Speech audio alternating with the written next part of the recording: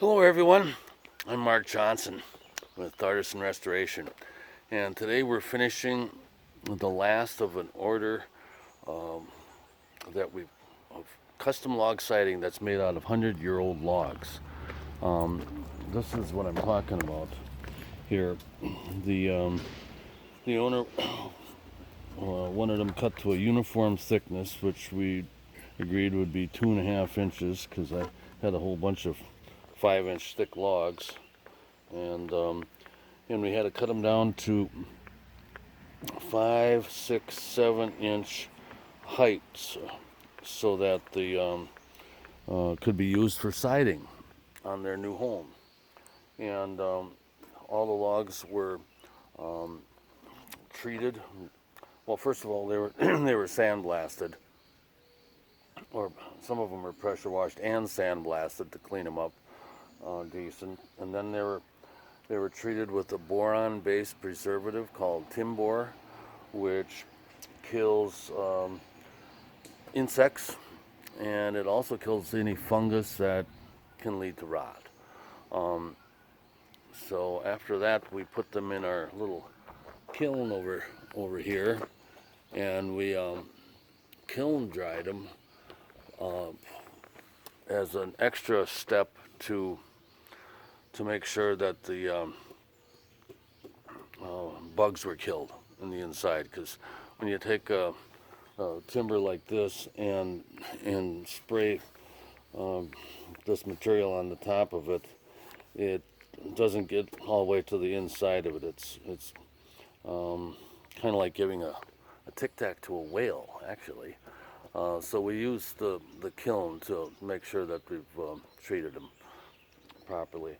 And these last two pieces right here are actually going to be used for corner boards, because they're not going to be able to use dovetail corners like the old cabin had on it originally.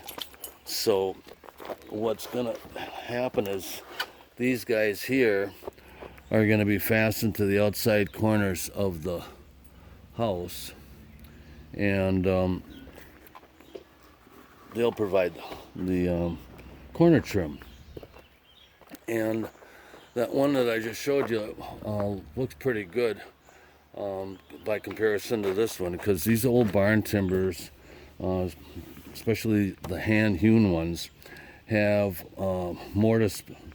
mortises in them, or notches as some people call them, where timbers would fit into this spot right here. And then to further strengthen the connection, they did a second mortise, which is called a housing, that takes out the shape of the member that's going into it. And then there's a wooden peg that goes in there too to secure them. So we've got to plug the peg holes, fill the deep mortise, and fill the housing with a piece of wood we call a Dutchman. And it's nothing against you Dutch people or anything like that, but that's just the name that carpenters have given pieces of wood that are used to patch timbers, I guess you would say. So here's one that's completed. This one hasn't been buffed down yet. We're going to clean them up with this tool here. This is a sander, actually, and it has an Osborne brush on it, and the Osborne brush has bristles on it that are made out of Teflon that has abrasives in the Teflon fibers, and it's a real gentle way of cleaning up the timbers, unlike a steel wire wheel. They're much more aggressive. They leave scratch marks and things on the timbers, and the Osborne brush doesn't.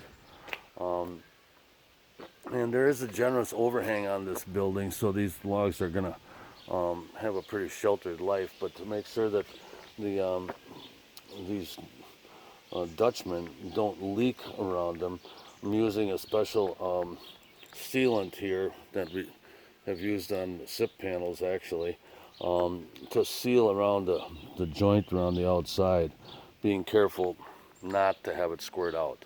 So anyhow, that's the Dutchman process, and that's the trailer full of siding that you can see up there.